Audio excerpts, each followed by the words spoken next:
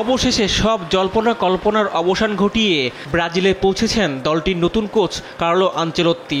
সেলেসাওদের নতুন কোচ হিসেবে নাম ঘোষণার পর অপেক্ষা ছিল তাকে বরণ করার।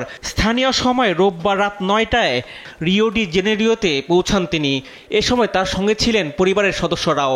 বিমানবন্দরে তাকে বরণ করে নেন ব্রাজিল ফুটবল ফেডারেশনের কর্মকর্তা এবং ভক্তরা। ব্রাজিল পৌঁছেই দল নিয়ে ব্যস্ত হয়ে পড়বেন আনচেলত্তি। বিশ্বকাপ বাছাইয়ে ইকুয়েডর এবং প্যারাগুয়ের বিপক্ষে ম্যাচের জন্য দল নির্বাচন করবেন তিনি। এরপর সোমবার আনুষ্ঠানিকভাবে ২৩ সদস্যের দল ঘোষণা করবেন এই ইতালিয়ান।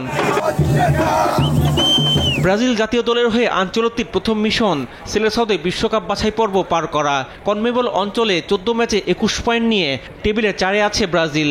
আগামী ৬ জুন ইকুয়েডরের বিপক্ষে অ্যাওয়ে ম্যাচ দিয়ে নতুন যাত্রা শুরু করবেন আনচেলত্তি। এরপর ১১ জুন ঘরের মাঠে প্যারাগুয়ের বিপক্ষে খেলবেন তারা। ২০২৬ বিশ্বকাপ পর্যন্ত ব্রাজিলে কোচ হিসেবে চুক্তিবদ্ধ হয়েছেন আনচেলত্তি। এই চুক্তির মাধ্যমে ব্রাজিল ফুটবল ইতিহাসে প্রথমবারের মতো পূর্ণ মেয়াদে কোনো বিদেশি কোচ হচ্ছেন তিনি।